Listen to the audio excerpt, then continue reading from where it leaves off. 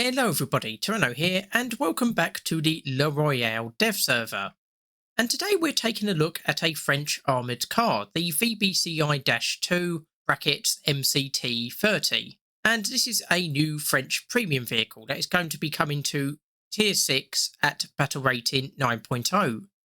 And as it's a premium vehicle, unfortunately you'll have to buy it with Golden Eagles, and so it will cost 8,910 Golden Eagles. Now we'll start off with the armament of this vehicle, and it's got a 30mm Bushmaster 2 Mark 44 cannon. Now your default shells are APDS and high explosive incendiary tracer, and with this belt you've got a maximum penetration of 81mm at 500 meters. You've then got the Mark 266, which is the high explosive incendiary tracers only belt, and that only gives you 3mm of penetration, so mainly suited for dealing with soft skin vehicles. And then lastly, you've got the Mark 258, which is your top tier APFS DS round, which gives a maximum penetration of 110mm. Other than that, you don't really have much armament. You've just got a 12.7mm machine gun. It's rather odd position. Obviously, there's no crew there, so they're not in exposed position themselves. But it does obviously make your vehicle a lot more visible. It makes it stand out a lot more. Honestly, I think I'd rather just not have the machine gun at all if I had any choice in the matter, but there we go. And it's got a 10 times zoom for the gunner, which is pretty good, and I don't see any mention of a stabilizer, which could be a bit of an issue. Other than that, turret rotation speed is 17.9 degrees a second, got fire rate of 200 rounds a minute, which is pretty good, and a reload rate of 13 seconds. Now when it comes to the armour, it can be a bit misleading at first because you've got 3 layers of aluminium alloy AMS 4050A. So you've got a 5mm layer here. Below that, you've got a 25mm layer. And then below that, you've got a 35mm layer. Unfortunately, this aluminium alloy has a 0.5 multiplier. So a 10mm plate only provides protection of 5mm plate of regular armour. But even so, when it's sloped, you do get a decent amount of armour, probably enough to protect against autocannon fire from other enemy armoured cars and light tanks. But as the whole thing is made out of aluminium alloy, obviously there are going to be some issues. For example, the turret doesn't have as much sloped armour, so any shots there are going to go straight through. And if you get to the sides and the rear, it's just not very good at all. Basically, any vehicle, even a light tank or autocannon, will go straight through that side and rear armour.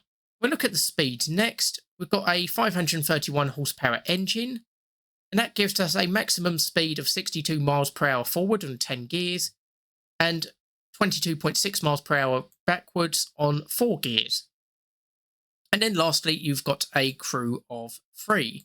So you've got your driver, commander, who can fire the main armament as well, and a gunner. And other than that, there's not too much else to say. The gunner does get thermal vision device, and the driver gets a night vision device. And of course, for scouting purposes, you do get a scout UAV. And you do get some smoke grenades, which can obviously provide some visual cover for you. And we're just going to give this a quick test drive. Oh, that machine gun really sticks up. I don't like that. I don't know why you'd have that. I mean, obviously, this is a scouting vehicle, so it's not going to be going up against other tanks, but that just makes you very obvious, while not really giving you much in return.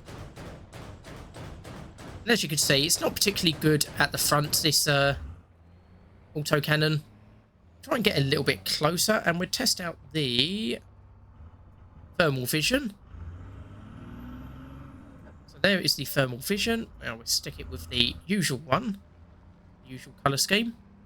We'll just test out the flanking shots. You can see we're accelerating pretty quickly. Obviously slowing down in the river, but that is to be expected. And this thing is a very tall vehicle as well. I know the IT1 is small, but this looks very tall. Yeah, that's gone straight through the sides of that tank of the IT1. But as you can see, for the front, just doesn't work. You can get the odd lucky shot in like we did there. But for the most part, you want to be going for your flanking shots.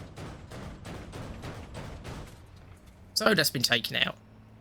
We'll just give this a quick drive. We'll test out the grenade launchers. Where are they situated? So they don't fire forward very far, so if you want to try and create a smoke screen in front of you, that's not going to be happening necessarily. I'm going to create one to the side. Yeah, it explodes behind you. So, this is better for stationary use. As you can see, on a muddy terrain, bit of a dirt path, we're getting a top speed of about 38 miles per hour. We'll take it onto the road quickly and just see how well it does there. So we're on the road. We got up to 38 miles per hour last time. We're already up to 33, 36. Beating the old top speed. So yeah, you definitely want to keep this on flat terrain as much as possible. And here is the driver. And like I say, he doesn't get a thermal. He only gets a night vision. Yeah, we've managed to quite easily get up to, not quite 50 miles per hour, but pretty much there. So yeah, pretty fast vehicle and pretty good for flanking engagements. So that is the VBCI-2. And yeah, I think this would be a decent French premium. It's a bit of a shame that this is a premium because 9.0, France doesn't really have much at this battle rating. It's got the AMX 32-105 and not anything else as far as I can tell. Everything else seems to be 8.3, 9.3. Yeah, it doesn't really have much around there. It doesn't even have anything for 8.7 by the looks of it. So it would have been nice to have this as a regular vehicle just to fill that battle rating. But like with most other armoured cars, I suspect there just wasn't a line that it would fit in necessarily. And so, unfortunately, it has been relegated to a premium vehicle. So anyway, that is the VBCI-2. And hopefully you've enjoyed this look at it. And hopefully you will join me for the next episode. I've been Toreno, and I'll see you next time.